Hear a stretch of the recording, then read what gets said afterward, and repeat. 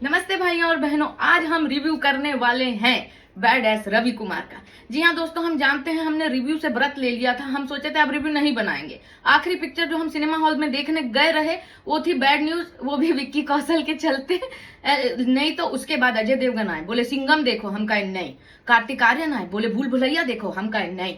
फिर वरुण धवन स्वयं आए, बोले बेबी जॉन देखो, हम कहा नहीं, हम जाएंगे सिर्फ और सिर्फ श्री श्री हिमेश रेशमिया जी की पिक्चर देखने। तो हम पिक्चर देखा है जिसका नाम है बैड एस रवि कुमार। बात यह है कि ये पिक्चर रिव्यू के लिए बनी ही नहीं है। हाँ, सही बता रहे हैं। इसका पिक्चर का फॉर्मूला सिंपल है, entertainment into 3 is equal to निर्मल आनंद और प्योर बीसी। बीसी बोले तो बकचोदी। तो कहानी क्या है वो हमको बिल्कुल बूझे नहीं पड़ी, काहे कि बहुत कंफ्यूजिंग थी।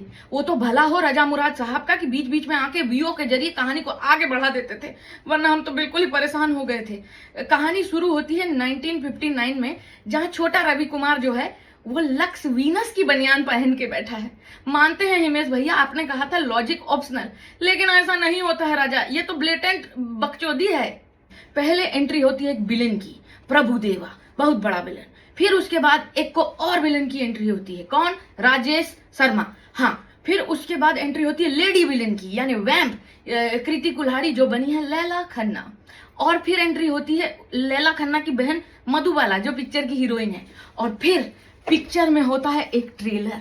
हाँ, रवि कुमार कौन है, क्या है, उनका नाम बैडएस क्यों है, उनके बाल लंबे काहे हैं, ये सब जो है एक ट्रेलर के जरिए दिखाया गया है। और ट्रेलर में ऐसा खूनम खार किया है, एज इफ हिमेश भैया was asking animal who. Picture में हीरो की एंट्री होती है और वो एक गन लेके आते हैं, उसमें 3-4 मुंह हैं। हाँ, जैसे वो गन ना हो, ससुरा एंड्रॉइड फोन का कैमराज हो। फिर रवि कुमार एक मिशन पे जा रहा है तो उनकी माँ की एंट्री होती है। और मजे की बात बताएं, उनकी माँ के बाल उनसे छोटे रहे।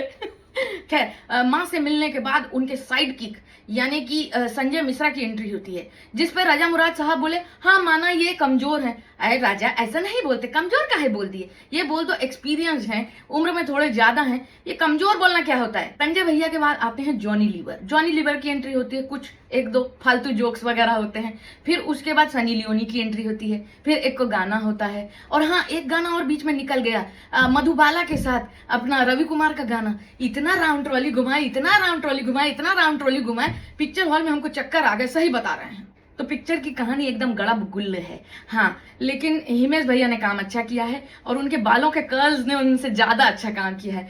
बस इतना समझ में आया कि एक तो रील है जिसके पीछे विलेन भी पड़ा है, हीरो भी पड़ा है। वैसे सच बात बताएं, रील के लफड़े में हम भी फंसे हुए हैं। ये रील बनानी थी, इसके लाने हम चले गए जान हथेली पे लेके सिनेमा हॉल, लेकिन हम ईमानदार औरत हैं इसलिए सच सच बता देते हैं कि हम पूरी फिल्म नहीं देख पाए, इंटरवल में उठ के चले आए। आपके अगर गुदा हो तो आप चले जाइएगा, पूरी पिक्चर देखिएगा। हम सुन रहे हैं कि सीक्वल भी आने वाला है, हे प्रभु।